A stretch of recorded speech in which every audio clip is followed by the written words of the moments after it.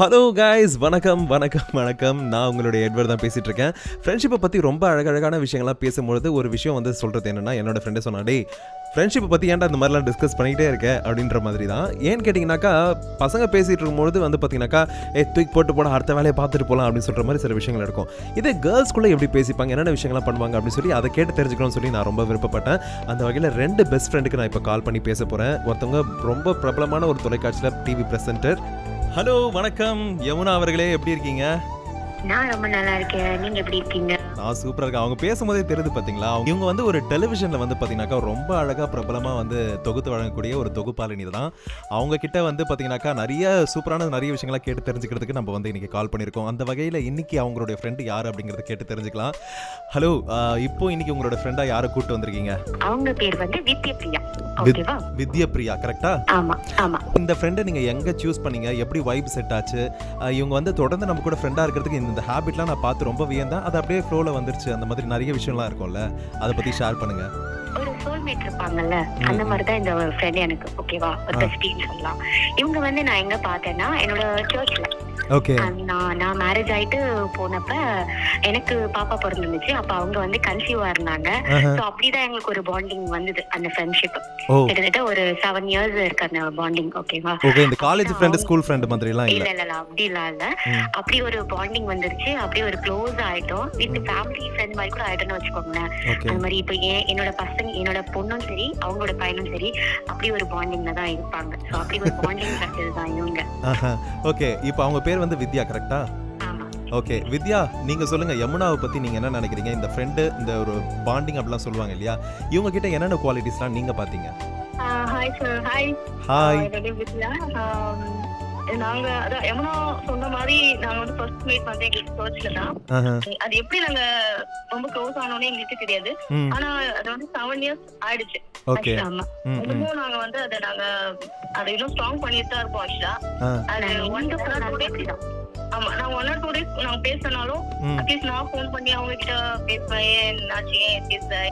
அவங்க கேட்பாங்க, அவங்க கால் பண்ணி கேட்பாங்க, ஏன் என்னாச்சு, எதுக்கு வரல, ஏதாவது ப்ராப்ளமா அப்படின்னு சொல்லிட்டு. ஸோ அதனால நாங்க ஃபேமிலியோடவே ரொம்ப க்ளோஸ் ஆயிட்டோம். நாங்க ஒரு கேரிங் எடுத்துப்பாங்க. ஒரு கேரிங். ஆமா.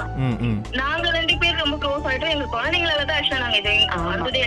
பசங்களால தான் நாங்க வளர்ந்ததே. நாங்க ரொம்ப க்ளோஸ் ஆயிட்டோம். இப்ப என்னோட ஹஸ்பண்ட், அவங்க ஹஸ்பண்டுமே இன்னும் ரொம்ப க்ளோஸ் ஆயிட்டாங்க.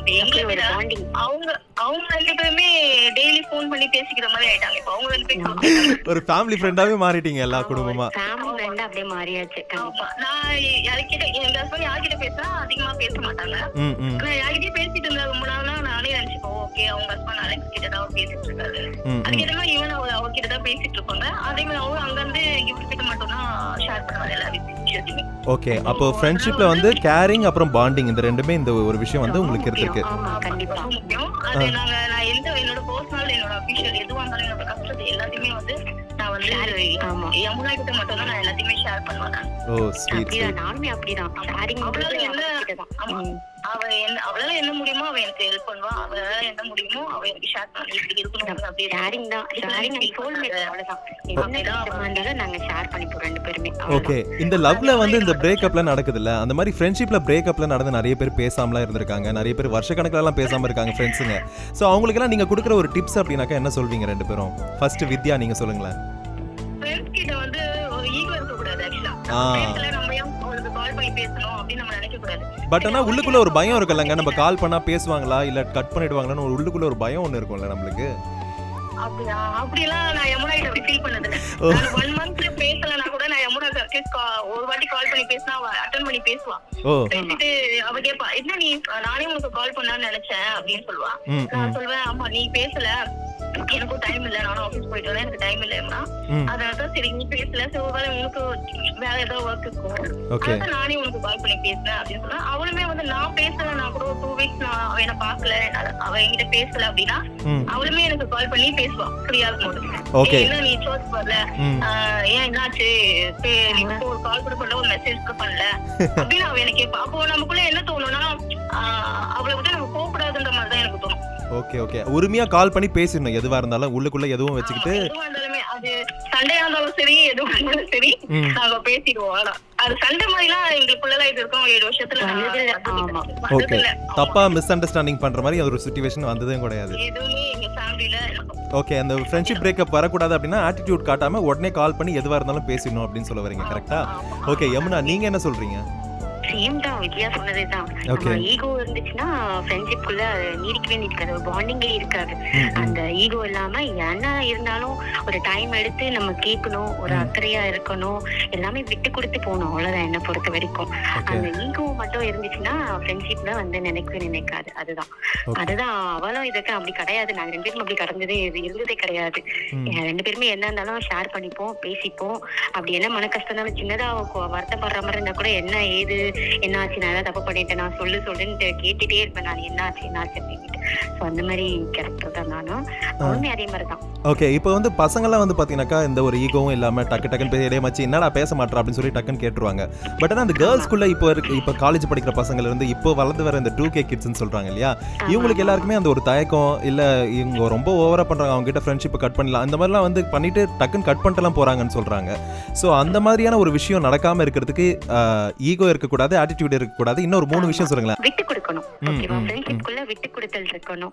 எதுவா இருந்தாலும் ஓகே, அவ இந்த ஒரு சிச்சுவேஷன்ல இருந்திருப்பா, அதனால அவளுக்கு கால் பண்ண டைம் இருந்திருக்காது, பாக்குறதுக்கு டைம் இருக்காது, நம்ம போய் பார்க்கலாம் அப்படின்னு சொல்லிட்டு அட்ஜஸ்ட் பண்ணிட்டு விட்டு கொடுத்து போற ஒரு குணம் இருந்துச்சுன்னா ஃப்ரெண்ட்ஷிப் நினைக்கும். நீ ஃப்ரெண்ட்ஷிப் நமக்கு எது வந்து நமக்கு பிடிச்சவங்களுக்கு, நம்ம பிடிச்சவங்கனாலதான் நம்ம அவங்க கிட்ட ஃப்ரெண்ட்ஷிப்பா கண்டினியூ பண்றோம், சரிங்களா? சோ அப்போ நமக்கு ஒரு ஆள் பிடிச்சிருக்கு அப்படின்னா அவங்களுக்காக நம்ம சில விஷயத்த நம்ம முன்ன போய் கேட்கறது தப்பு கிடையாது, கரெக்டுங்களா? கரெக்ட். சோ அதனால அந்த ஃப்ரெண்ட்ஸ் கிட்ட நம்ம போய் அவங்க கிட்ட இவங்க கேட்டதான் நம்ம கேட்கணும், இல்ல அவங்க பார்த்தாதான் நம்ம பார்க்கணும், அவ செஞ்சாதான் நம்ம செய்யணும், அவ வந்தாதான் செய்யணும் அப்படிலாம் நம்ம இருக்கக்கூடாது. அவ நமக்கு ஒரு இன்ஃபர்மேஷன் சொல்றா போதும், சரிங்களா? எனக்கு இந்த மாதிரி இருக்கு அப்படின்னு ஒரு கால்ல இன்ஃபர்மேஷனோ அட்லீஸ்ட் ஒரு வாட்ஸ்அப்ல ஒரு மெசேஜ் வந்தா அந்த இடத்துல நம்ம தான் ஃபர்ஸ்டா நிக்கணும். ஏன்னா அவ நம்ம ஃப்ரெண்டு, சரிங்களா? அதனால அவ நம்ம ஃப்ரெண்டு, அவளுக்கு நிறைய ஃப்ரெண்ட்ஸ் இருக்கலாம், ஆனா அவ நம்மளோட ஃப்ரெண்ட், நமக்கு பிடிச்ச ஒரு ஃப்ரெண்ட். ஸோ அவளுக்கு நம்ம ஃபர்ஸ்டா நிக்கணும் அப்படின்றத எப்பவுமே ஒரு நல்ல ஃப்ரெண்ட்ஷிப் அக்செப்ட் பண்ணிக்கணும். ஓகே, சூப்பரான பாயிண்ட்ஸ்லாம் ஆக்சுவலி நீங்கள் நிறைய டிப்ஸாகவே கொடுத்துருக்கீங்க. அதுவும் என்னென்ன விஷயம்லாம் பண்ணலாம், என்னென்ன விஷயம்லாம் பண்ணக்கூடாது. உங்களுடைய ஃப்ரெண்ட்ஷிப் நீங்கள் 2 பேர் ஷேர் பண்ணுறதுலையே இல்லை, நீங்கள் 2 பேர் ஒருத்தருக்கு ஒருத்தர் விட்டு கொடுத்து பேசும்போதே தெரியுது எந்த அளவுக்கு நீங்கள் எடுத்துகிட்டு அவ்வளோ ஸ்ட்ராங்காக நீங்கள் பேசுகிறீங்க அப்படின்னு. ரொம்ப ரொம்ப ரொம்ப சந்தோஷம். மோர் தென் 7 years இல்லையா? என்னத்துக்காக இப்படிலாம் சொல்கிறீங்க? ஓகே, எதுவாக இருந்தாலும் உங்களுடைய ஆக்சுவலி நம்ம கிட்ட நல்ல குணநலன்கள் இருந்தால் தான் நம்ம அந்த ஃப்ரெண்டு ஒரு 5 yearsக்கு மேலே வராங்க அப்படின்னாலே ஒரு நல்ல ஒரு குவாலிட்டியாக உங்ககிட்ட பார்த்துருக்காங்க. அதனால தான் இத்தனை வருஷமா உங்க கூட டிராவல் ஆக முடியுதுன்னு நினைக்கிறேன். ஐ திங்க் யமுனா, உங்களுக்கு பியூட்டிஃபுல்லான ஒரு டேலண்ட் இருக்கு. நீங்க நிகழ்ச்சியெல்லாம் தொகுத்து வழங்குறீங்க, ரொம்ப ரொம்ப அழகழகான விஷயங்கள்லாம் பண்றீங்க. உங்களுக்கு அதுல ஒரு கங்க்ராச்சுலேஷன் சொல்றேன். அதே மாதிரி வித்யா, நீங்க என்ன பண்ணிட்டு இருக்கீங்களோ உங்களுடைய லைஃப்லயும் எல்லா சக்சஸ்மே சூப்பரா நீங்களும் உங்களுடைய லைஃப்ல செரிஷ் பண்ற மாதிரி உங்களுடைய பாண்டிங், உங்களுடைய ஃப்ரெண்ட்ஷிப் தொடர்ந்து இருக்கணும் அப்படின்னு சொல்லி நானும் விஷ் பண்ணிக்கிறேன். ஓகேங்களா? Thank you so much. நம்மளுக்கு பிடிச்சவங்க கூட சேர்ந்து எந்த ஒரு விஷயத்த பண்ணாலும் சரி, இல்லை எந்த ஒரு விஷயத்த ஷேர் பண்ணிக்கும் போதும் சரி, அதில் கிடைக்கக்கூடிய பாண்டிங், அஃபெக்ஷன், இது மட்டும் இல்லாமல் ஆட்டிடியூட் காட்டாமல் இருக்கிறது, இந்த மாதிரி சில விஷயங்கள் தாங்க ஃப்ரெண்ட்ஷிப்பில் இருக்கும் அப்படின்னு சொல்லி இவங்க 2 பேர் பேசுறதுலேருந்து நம்மளுக்கு தெரிய வருது.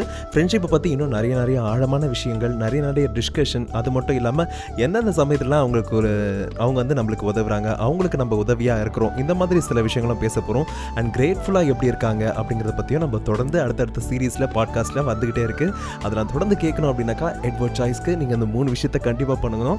லைக் பண்ணுங்கள், கமெண்ட் பண்ணுங்கள், ஷேர் பண்ணுங்கள். அண்ட் முக்கியமாக 4வது ஒரு விஷயம், சப்ஸ்கிரைபும் பண்ணிவிடுங்க. இதே மாதிரி நாளைக்கோ இல்லைனா நாளை கழிச்சு மறுநாளோ ஒரு அழகான ஒரு பாட்காஸ்ட்டில் உங்களை சந்திக்கிறேன். தொடர்ந்து கேட்டுக்கிட்டே இருங்க, தொடர்ந்து பார்த்துக்கிட்டே இருங்க. Edward choice.